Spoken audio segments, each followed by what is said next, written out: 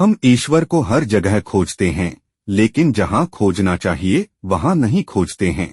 भगवान बाहर मंदिर या किसी तीर्थ स्थल पर निवास नहीं करते, बल्कि ईश्वर का असली निवास स्थान आपके भीतर है। अपने अंदर की चेतना को जगाएंगे तो आपको बाहर ईश्वर खोजने की आवश्यकता नहीं पड़ेगी। आइए जानते हैं ईश्वर को कैसे खोजें। कुछ पाना है तो उसके लिए सामान्य सिद्धांत है कि वह वस्तु या पदार्थ वहीं से प्राप्त होगा जहां वह मौजूद है। उसे उस स्थान के अलावा कहीं और से नहीं हासिल किया जा सकता। मिसाल के तौर पर सोने के आभूषण सुनार के यहाँ मिलेंगे, अनाज के गोदाम से नहीं। इसी तरह कपड़े के व्यवसायी के यहाँ वस्त्र मिलेंगे, साग सब्जी नहीं। प्रकृति का सिद्धांत है कि आम के वृक्ष से आम मिलेंगे, लीची नहीं। लीची तो लीची के पेड़ से ही प्राप्त हो सकती है। लेकिन जब बात आती है परमानंद की, भगवान, खुदा, वाहे गुरु, अल्लाह को पाने की, तो उसे हम बाहर ढूंढते फिरते हैं। संत कबीर ने कहा है कि जो वस्तु हमारे अंदर है, हम उसे बाहर ढूंढ रहे हैं, तो भला वह कैसे प्राप्त होगी। हम किसी नए स्थान पर जाते हैं और वहाँ का पता हमारे पास मौजूद रहता है, फिर भी हम लोगों से पूछते हैं, क्योंकि सिर्फ पता मालूम रहने से हम सही जगह नहीं पहुँच सकते।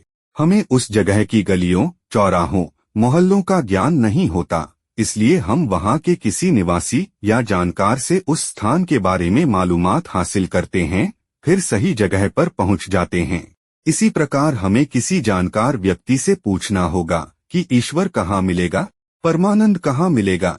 पता हमें भी मालूम है, क्योंकि हमने हर जगह यह पढ़ा और सुना है कि वह हमारे हृदय में रहता है, लेकिन हृदय में उसे कैसे खोजा जाए। हमें गलियां और मोहल्ले तो मालूम नहीं हैं।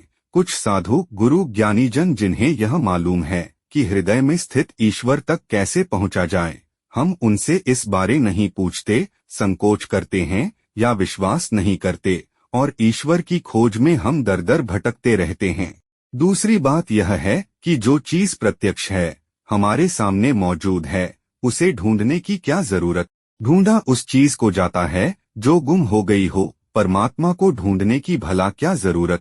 क्या वह खो गया है जिसे हम बाहर तलाश रहे हैं? वह तो हर पल हर सांस में हमारे साथ मौजूद है।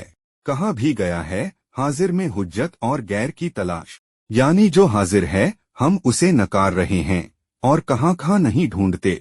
संतों ने यह बात इस तरह कही है कि जो चीज पहले से ही हमारे अंदर मौजूद है, उसी को तो पाना है। यह कैसी विडंबना है कि उस प्राप्त चीज को बिखराकर उसे बाहर ढूंढ रहे हैं। जो चीज हमारे भीतर नहीं है वह आ नहीं सकती, और इसी प्रकार जो चीज हमारे पास है वह भला कहीं और कैसे जा सकती है। हमें उस चीज की उपस्थिति का ज्ञान सिर्फ इसलिए नहीं होता क्योंकि वह अभी तक आवृत है, उस पर अज्ञानता का आवरण पड़ा हुआ है।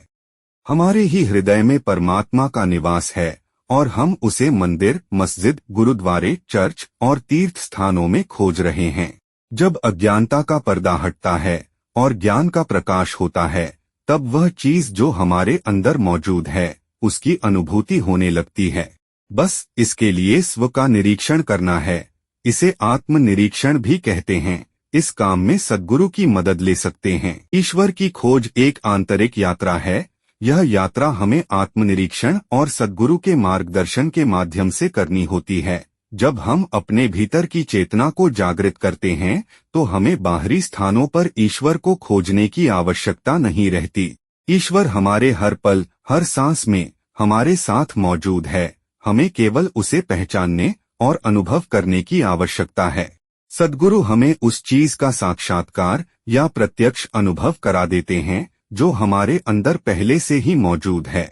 सद्गुरु हमें आत्मनिरीक्षण के मार्ग पर चलने के लिए प्रेरित करते हैं। वे हमें सिखाते हैं कि कैसे अपने भीतर की यात्रा करें और ईश्वर का साक्षात्कार करें। सद्गुरु का मार्गदर्शन हमें अज्ञानता के पर्दे को हटाने में मदद करता है और ज्ञान के प्रकाश को हमारे भीतर प्रकट करता है। हमारा लेख अच्छा लगा हो तो सब्सक्राइब, लाइक और शेयर जरूर करें।